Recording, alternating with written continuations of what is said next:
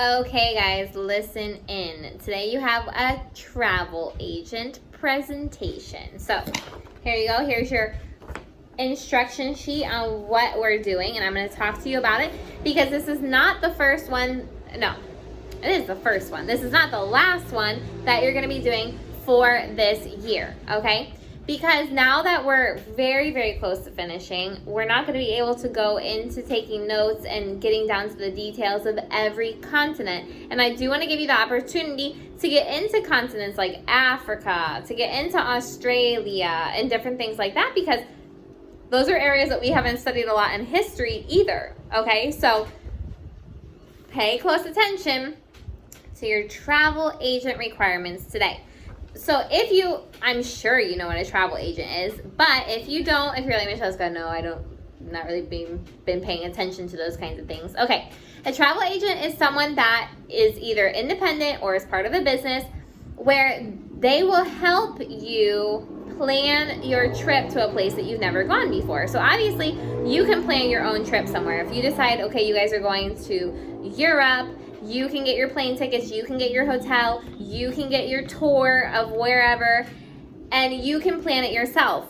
Or you can go to somebody that has experience with fun things to do inside that country, experience in traveling to that country, and they can help you. However, obviously you're going to be paying more money for them to help you because they need to make a living and a salary, right? So that's kind of the deciding factor between if travel agents are available. Usually they're available everywhere, okay? But the deciding factor is whether or not you want to pay the money or you want to do it on your own.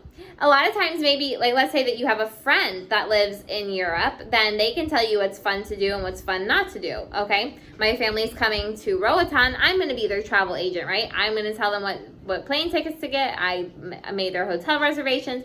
We're going to plan their trip on where they're going to go while they're here, etc., etc. But if you don't know anybody that lives there, you don't have experience going there, this may be your only trip to a certain place, and you don't want to mess it up and be completely bored because you didn't know how to plan it. So that's where travel agents come in. So today, you guys get to be travel agents without experience, but nonetheless, you get to be travel agents. So what you're going to be doing is you're going to pick a country from Europe that you want to study just a little bit more. The country just catches your eye and you're like, I would love to travel there one day, or I wonder what it would be like to travel there one day, okay? And you're going to pick that country as your project for today. Let's read through the requirements and then we'll figure out how to apply those requirements to your project today. Obviously, this isn't going to be something that I expect you to work hours on, you guys. Just keep that in mind right now because it's a one-day project, okay? So it's not something that you have to spend 3 hours coloring, making absolutely beautiful, and then doing this immaculate video for it, okay? This is just an opportunity, a perspective to come from in studying a country quickly, okay? Taking a day to study out just one country. So look what it says. Don't read the first, well, yeah, let's read it. Each group will pick, or each group, but you guys are individuals, each individual will pick or be assigned a country. No duplicate countries. In this case, I will allow duplicate countries because you're not going to have time to get it approved in one day, okay? That's totally fine. What happens if, like, I have to be somewhere and I can't answer you for 2 hours and all of a sudden you can't do your history homework until then? So duplicate countries this time will not matter. You will act as a travel agent for visitors, for tourists visiting the chosen country, and will put together an information packet and a 3-day travel itinerary for a group of tourists, okay? So that is your goal in this project. You're going to have an information packet and a 3-day travel agenda itinerary for a group of tourists. So that's what happens when you come into a travel agency. You say, this is how long I'm going to be in the country. Can you give me information about it? Can you give me packages on what we can do, what kind of tours we can go on? So you're going to present, let's say you have a client, right, that wants to go to the country that you picked. You're going to present an information packet to that person and what they could be doing for 3 days inside the country, okay?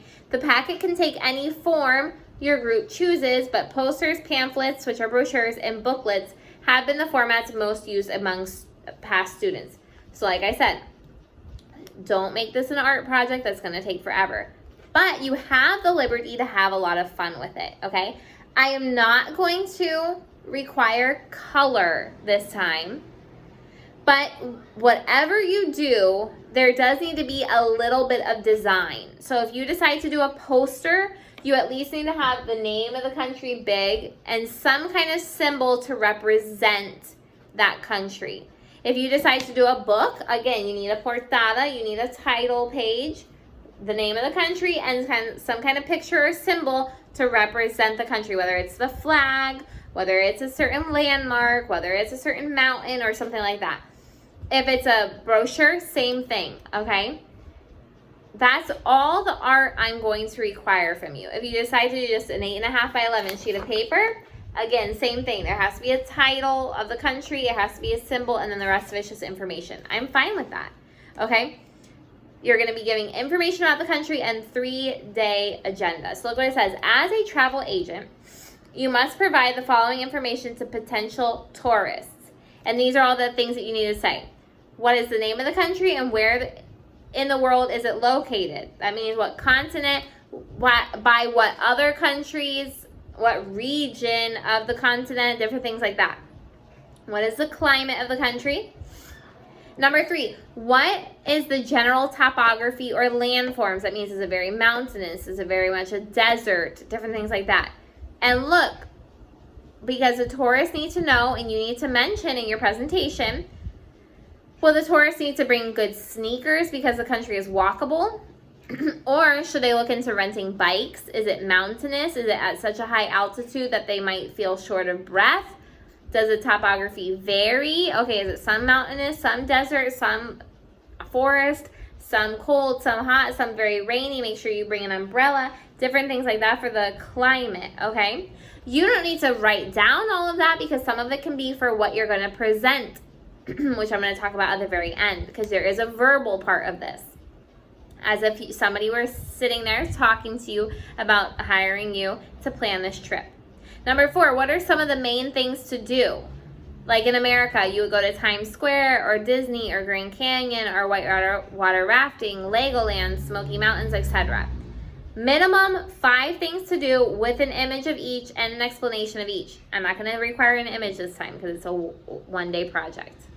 And but you do need to include why it is worth visiting. And that could be one sentence, okay? It doesn't have to be a long paragraph. Remember, not a lot of people like to look at a bunch of text, but they do want good information. Number 5, local food to eat, okay? The local food. So like here, if they were visiting Roatan, what would you say? Baleadas, right? Pastelitos, pollo chuco, different things like that. Minimum 3 types of food and drink, which is kind of like we used to do with the posters. Historic sites to see, castles, temples, monuments, graves, churches, gardens. Okay, so your 5 landmarks. Minimum 5 sites with an explanation of the significance of each one and an image. Again, image is not required. Types of people that you might encounter and the languages they speak. Then number 8, set up a 3-day itinerary with places to go, things to do, see, and eat. Basically set up a 3-day tour vacation for a group of tourists. Guys, you have to include things to eat. People need to eat, right? They need to eat breakfast, they need to eat lunch, they need to eat dinner. So you need to plan out their meals and plan out the things that they're going to see on that day. Like maybe one thing for the morning, one thing for the afternoon, then they can go to their hotel and rest. Or, you know, that they're going to rest in the morning, then they're going to go out in the afternoon and night because there's certain things at night that happen that are events that you want them to see. Okay, make sure you give time for travel. What if something's like 1 hour away from the other one? Different things like that. Don't get so detailed that it's going to take you 4 hours, but get detailed enough so people know that it's a factible trip, a feasible trip to do. Okay, look what it says. Effort will count towards getting full credit for each of these categories. This includes being thorough and clear with what you write. You cannot merely say, make sure to visit Neuschwanstein Castle when in Germany. That alone will not give you full credit. You must explain what the site is, what it's known for, and why it is worth visiting. Okay, so it's not just name dropping. You actually have to tell me what you know about that thing. Then, when you're finished with that, you're going to either make a video or send me an audio. Okay, all the information of your visual is going to be right there. So if you're like, I am done with videos, Miss Cheska, they always mess up on my phone. Some of you guys are having problems with that. I feel bad because you're taking more time to try to fix your video than you are for learning on that day, and that's not the purpose of it. So if you just send me a picture of your visual and then send me an audio of what you would say to somebody presenting this country, that's perfectly fine. I'm cool with that. I will accept that, or you can do the video. Other thing about the video, I used to not say this because I figure if you want to take responsibility, you will. But just so you know, if you have done the video before 11 o'clock on the day that it's due, but it is not loading, send me a screenshot that you're trying to load it, that it's there done, but you can't get it out soon enough. That is fine. Send me a screenshot and we'll pick it up that for the next hour. I'll get it, or I'll get it the next day. At least we know that you did it in the timely fashion, because the videos are not really for me, you guys. The videos are for you. So learn how to plan out the information, say it concisely, say it well, and practice public speaking. Okay? The video does not have a time limit.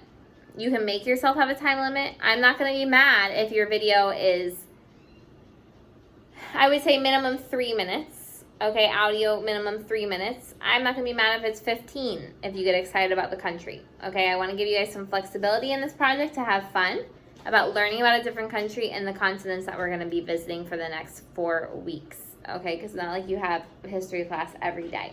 Okay, so today you're in Europe. Pick a European country, be the travel agent, and have fun. Bye.